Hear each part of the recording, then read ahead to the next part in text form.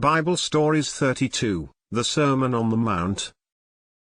Among the Jews there was one class of men hated and despised by the people more than any other. That was the publicans. These were the men who took from the people the tax which the Roman rulers had laid upon the land. Many of these publicans were selfish, grasping, and cruel. They robbed the people, taking more than was right. Some of them were honest men, dealing fairly, and taking no more for the tax than was needful, but because so many were wicked, all the publicans were hated alike, and they were called sinners by the people.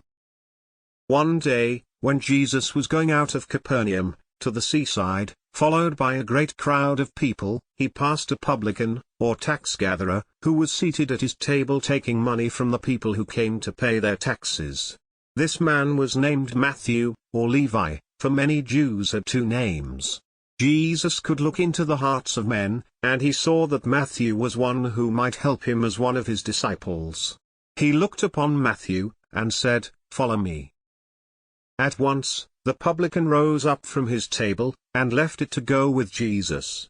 All the people wondered, as they saw one of the hated publicans among the disciples, with Peter, and John, and the rest.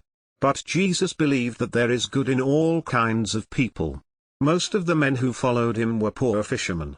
None of them, so far as we know, was rich. And when he called Matthew, he saw a man with a true and loving heart, whose rising up to follow Jesus just as soon as he was called showed what a brave and faithful friend he would be. The first of the 4 books about Jesus bears Matthew's name. A little while after Jesus called him, Matthew made a great feast for Jesus at his house, and to the feast he invited many publicans, and others whom the Jews called sinners. The Pharisees saw Jesus sitting among these people, and they said with scorn to his disciples, "Why does your master sit at the table with publicans and sinners?" Jesus heard of what these men had said, and he said, "Those that are well do not need a doctor to cure them, but those that are sick do need one. I go to these people because they know that they are sinners and need to be saved. I came not to call those who think themselves to be good, but those who wish to be made better." One evening Jesus went alone to a mountain not far from Capernaum. A crowd of people and his disciples followed him, but Jesus left them all, and went up to the top of the mountain, where he could be alone. There he stayed all night, praying to God, his Father and our Father. In the morning, out of all his followers, he chose 12 men who should walk with him and listen to his words, so that they might be able to teach others in turn. Some of these men he had called before, but now he called them again, and others with them. They were called the 12, or the disciples, and after Jesus went to heaven, they were called the apostles, a word which means those who were sent out, because Jesus sent them out to preach the gospel to the world. The names of the 12 disciples, or apostles, were these: Simon Peter and his brother Andrew, James and John, the 2 sons of Zebedee, Philip of Bethsaida, and Nathanael, who was also called Bartholomew, a name which means the son of Timothy, Thomas, who was also called Didymus, a name which means a twin, and Matthew the publican, or tax-gatherer, another James, the son of Alphaeus, who was called James the Less, to keep his name apart from the first James, the brother of John, and Lebbaeus, who was also called Thaddeus. Lebbaeus was also called Judas, but he was a different man from another Judas, whose name is always given last. The 11th name was another Simon, who was called the Cananaean or the son of Timei, and the last name was Judas Iscariot, who was afterward the traitor. We know very little about most of these men, but some of them in later days did a great work. Simon Peter was a leader among them, but most of them were common sort of men of whom the best we know is that they loved Jesus and followed him to the end. Some died for him, and some served him in distant and dangerous places.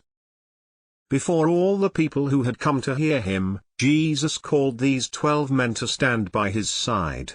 Then, on the mountain, he preached to these disciples and to the great company of people.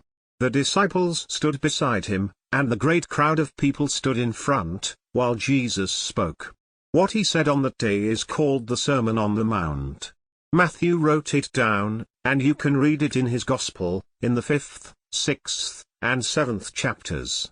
Jesus began with these words to his disciples: "Blessed are the poor in spirit, for theirs is the kingdom of heaven.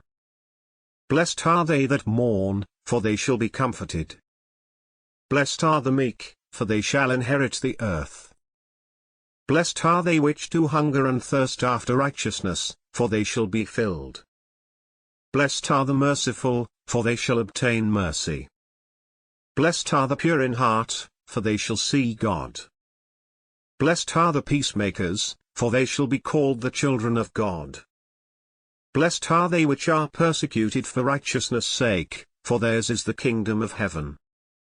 Blessed are ye when men shall revile you, and persecute you, and shall say all manner of evil against you falsely, for my sake. Rejoice, and be exceedingly glad, for great is your reward in heaven, for so persecuted they the prophets which were before you. But if the salt have lost his savour, wherewith shall it be salted? It is thenceforth good for nothing, but to be cast out, and to be trodden under foot of men. Ye are the light of the world.